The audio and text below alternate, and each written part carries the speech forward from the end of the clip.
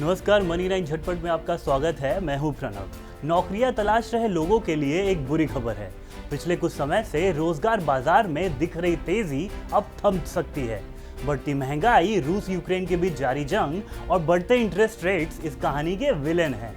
उद्योग के विशेषज्ञों और एचआर एक्सपर्ट्स का कहना है कि कैलेंडर ईयर 2022 की दूसरी छमाही में हायरिंग यानी नियुक्ति में 10 से 20% की गिरावट हो सकती है। ओमिक्रॉन से उबरने के बाद बाजार में आई तेजी का फायदा रोजगार पर दिख रहा था और पिछले कुछ महीने से जॉब मार्केट में अच्छी खासी हलचल नजर आ रही थी, लेकिन अब यह खुशी काफूर हो सकती है।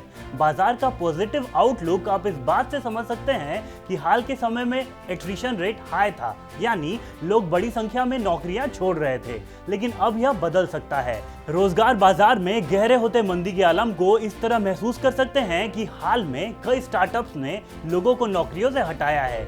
लेंडिंग रेट के महंगे होने के साथ स्टार्टअप्स में इन्वेस्टमेंट ढीला हो गया है और इस वजह से ये कंपनियां फंडिंग में आई मंदी का सामना कर रहे हैं और ये मंदी नौकरियों पर असर डाल रही हैं।